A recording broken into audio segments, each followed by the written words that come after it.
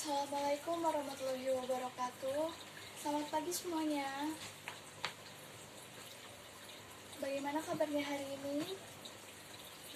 Sebelum kita mulai pelajaran, mari kita berdoa terlebih dahulu. Ketua kelas, silakan pimpin doa.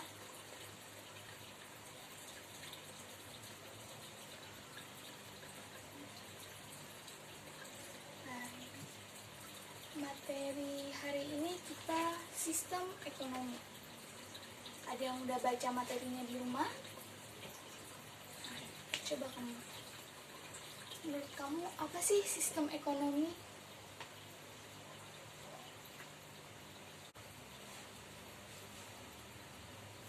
Ya, betul.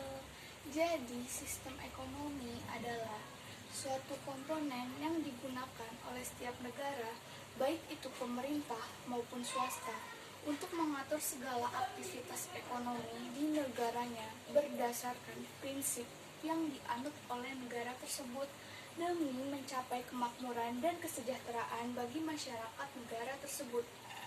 Dalam menjalankan sistem ekonomi, setiap pemerintahan atau negara memerlukan berbagai elemen yang terdiri dari pertama, pasti pemerintah itu tersendiri.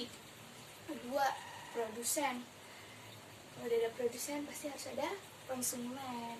Yang keempat itu kan ini berhubungan dengan ekonomi, berarti berkaitan dengan uang. Nah, jadi perlu juga nih elemen bank.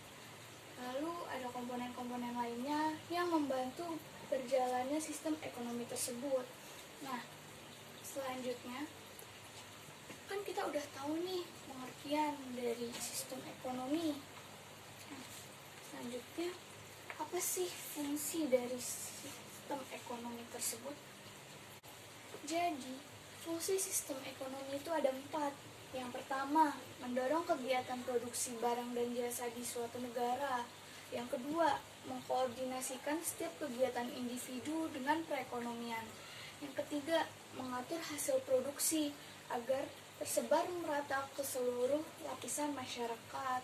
Yang keempat, menciptakan mekanisme distribusi barang dan jasa agar berjalan lancar.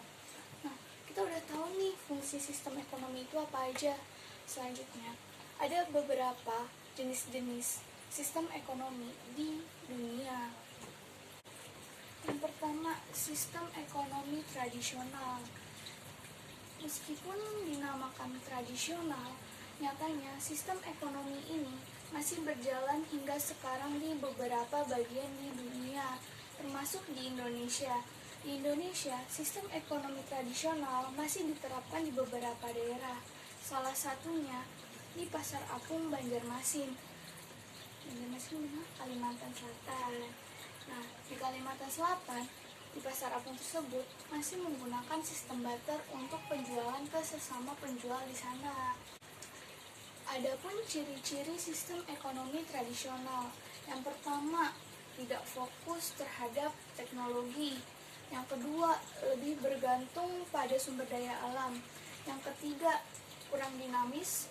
Yang keempat, tidak ada pembagian kerja. Gitu. Jadi, meskipun namanya sistem tradisional, tapi sistem ekonomi tradisional itu memiliki beberapa kelebihan. Nah, diantaranya yaitu seperti tidak ada eksploitasi yang besar-besaran terhadap sumber daya, lingkungan lebih terjaga, dan menjaga tradisi adat secara turun-temurun hingga membuat masyarakat memiliki hubungan saling terkait satu sama lain. Nah, meskipun memiliki kelebihan, sistem ekonomi tradisional ini pun juga memiliki kekurangan. Namun, kekurangan pada sistem ini membuat pola pikir masyarakat cenderung terlalu umum dan statis.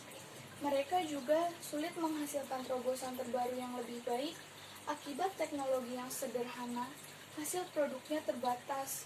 Sistem ini juga hanya mampu memenuhi kebutuhan sedikit di daerah tersebut. Nah, selanjutnya, selain sistem ekonomi tradisional, yang kedua ada sistem ekonomi komando. Yang kedua ada sistem ekonomi komando atau sosialis. Sistem ekonomi komando memiliki banyak sebutan, mulai dari komando, sosialis, dan terpusat. Namun, karakter ketiganya sama, di mana ekonomi dipegang penuh oleh pemerintah negara yang memiliki kekuasaan dominan mengatur perekonomian. Biasanya, negara yang menggunakan sistem ekonomi ini merupakan negara yang memiliki sumber daya cukup besar dan pemerintah akan memegang semuanya, mulai dari infrastruktur hingga proses distribusinya. Ada beberapa di dunia negara yang menggunakan sistem ekonomi ini, yakni Cina, Korea Utara, dan Kuba. Nah, adapun ciri-ciri sistem ekonomi ini, yang pertama, semua aktivitas ekonomi, produksi, distribusi, penetapan harga, dan konsumsi diatur oleh pemerintah negara. Yang kedua, pemerintah tidak mengakui hak usaha masyarakat. Biasanya perorangan atau swasta itu tidak diakui di negara sistem ekonomi komando. Yang ketiga, semua peralatan produksi dipegang oleh negara. Yang keempat, segala kebutuhan ekonomi diatur negara.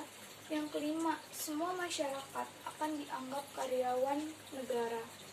Nah, sistem ekonomi komando juga memiliki beberapa keuntungan. Yang pertama, pengawasan ekonomi akan lebih mudah dilakukan oleh pemerintah. Yang kedua, tidak ada kesenjangan ekonomi. Yang ketiga, pemerintah mudah mengatur jumlah barang yang akan diproduksi. Yang keempat, kemudahan dalam pembentukan harga karena harga ditentukan oleh pemerintah. Nah, selain kelebihan, ada pula kekurangan sistem ekonomi komando. Yang pertama, masyarakat tidak bisa memiliki bisnis dengan mudah karena tidak diakui oleh pemerintah. Yang kedua, tidak ada kebebasan memiliki sumber daya alam. Yang ketiga, variasi produk dan jasa kurang karena diatur oleh pemerintah. Pada sistem ini, pemerintah akan sesukanya dalam mengatur ekonomi, terutama untuk sumber daya berharga seperti pertambangan yang tidak boleh dilakukan oleh swasta. Namun, agrikultur atau pertanian biasanya pemerintah akan menyerahkan pengelolaan kepada masyarakat. Sampai sini paham kan? Kita lanjut yang ketiga. Yang ketiga ada sistem ekonomi liberal.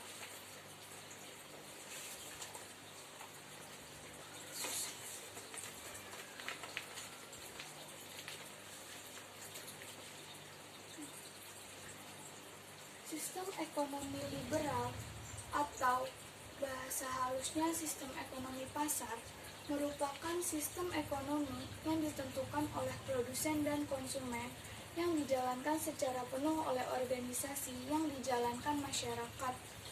Pemerintah tidak ikut campur dalam mengendalikan perekonomian seperti di sistem sosialis. Dalam sistem ekonomi liberal ini, terkadang para pemilik modal akan lebih mudah dalam mengatur jalannya ekonomi. Ciri khas sistem ini adalah minimnya peran negara dalam mengatur ekonomi. Adapun ciri-ciri ekonomi sistem ekonomi pasar. Yang pertama, setiap individu, swasta, dan pemerintah bebas dalam menjalankan kegiatan ekonomi. Yang kedua, masyarakat bebas dalam memiliki barang modal. Yang ketiga, perekonomian dijalankan secara bebas untuk mendapatkan keuntungan pribadi. Tarik-menarik antara kekuatan permintaan dan penawaran tersebut yang membentuk mekanisme pasar. Nah, selanjutnya ada pula kelebihan dari sistem ekonomi liberal. Yang pertama, persaingan cukup sehat. Masyarakat akan mudah dalam mendapatkan barang dan jasa serta bervariasi dengan harga cukup murah. Yang kedua, masyarakat memiliki kemampuan ekonomi berdasarkan kemampuan dan potensinya masing-masing. Yang ketiga, penggunaan sumber daya optimal. Nah, ada kelebihan, ada pula kekurangannya. Kekurangan sistem ekonomi liberal, yang pertama, pemerintah tidak ikut andil dalam mengatur perekonomian. Yang kedua, eksploitasi sumber daya alam dilakukan secara besar-besaran. Yang ketiga, distribusi pendapatan sulit karena tidak ada campur tangan pemerintah. Jadi, sistem ini dapat mendorong praktik persaingan yang tidak sehat dan menimbulkan monopoli yang merugikan masyarakat. Prioritas pelaku ekonomi terhadap keuntungan maksimal juga dapat mengabaikan kepentingan umum. Berikut negara-negara yang menganut sistem ekonomi liberal. Yang pertama, Amerika Serikat. Kedua, ada Kanada, Inggris, Irlandia, dan Prancis. Namun, tidak seluruh negara menggunakan sistem ekonomi liberal secara penuh. Tapi, pemerintah masih ikut andil mengatur perekonomian seperti Amerika Serikat. Amerika ingin ekonomi dijalankan dengan adil tanpa monopoli dan berdasarkan moral. Selanjutnya, yang keempat atau yang terakhir ada sistem ekonomi campuran.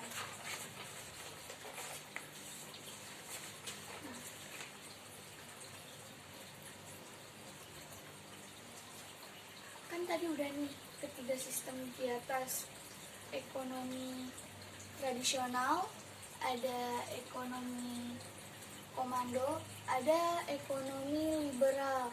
Nah, yang terakhir ini ekonomi campuran. Terdapat istilah sistem ekonomi campuran karena sistem ekonomi campuran itu adalah campuran dari beberapa sistem ekonomi yang ada. Umumnya berasal dari sistem ekonomi sosialis dan liberal. Pada sistem ekonomi campuran, peran pemerintah dan swasta sama besarnya. Bentuk campur tangan dalam sistem ini diantaranya adalah dengan membuat peraturan atau undang-undang yang mengatur dan mengawasi kegiatan ekonomi masyarakat. Selain itu, pemerintah juga dapat mendirikan perusahaan-perusahaan negara yang ditunjuk oleh kepentingan masyarakat banyak. Nah, ciri umum dari ekonomi campuran, pemerintah memiliki peran dalam menguasai sumber daya alam atau perekonomian yang menyangkut harkat hidup orang banyak. Nah, ada pula nih ciri-ciri sistem ekonomi campuran.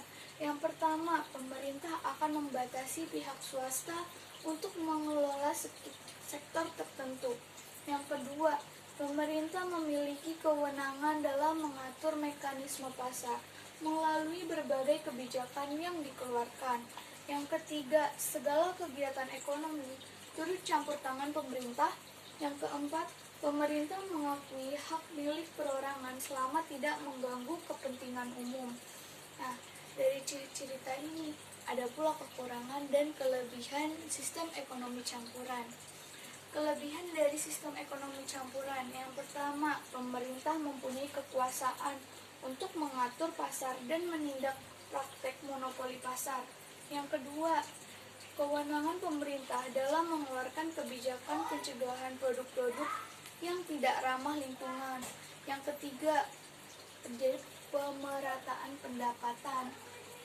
Nah, dari kelebihan-kelebihan tadi juga ada kekurangan-kekurangannya. Yang pertama, menimbulkan ketimpangan ekonomi dalam persaingan bisnis dan pengelolaan sumber daya yang tidak tepat.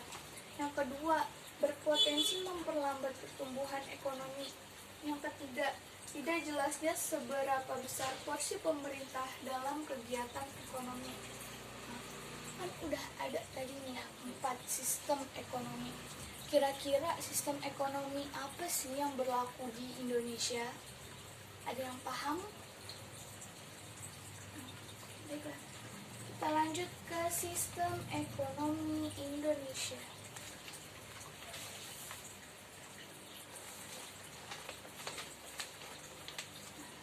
Sistem ekonomi Indonesia. Jadi, Indonesia memiliki dasar berdasarkan Pancasila dan sistem ekonominya pun berdasarkan Pancasila serta Undang-Undang Dasar 1945. Nah, kenapa sih Indonesia menggunakan sistem ekonomi Pancasila? Nah, karena sistem ekonomi Pancasila dianggap paling sesuai diterapkan di Indonesia, yang mana Pancasila memiliki makna demokrasi ekonomi. Adapun kelebihan sistem ekonomi Pancasila. Yang pertama, sistem ekonomi disusun berdasarkan asas kekeluargaan. Yang kedua, komponen ekonomi yang penting dan strategis dikelola oleh negara demi kemakmuran dan kesejahteraan rakyat. Yang ketiga, semua kekayaan alam yang ada dikuasai dan dikelola oleh negara untuk kemakmuran rakyat. Lalu, setiap warga negara bebas memilih pekerjaan dan atas pekerjaan serta kehidupan yang layak.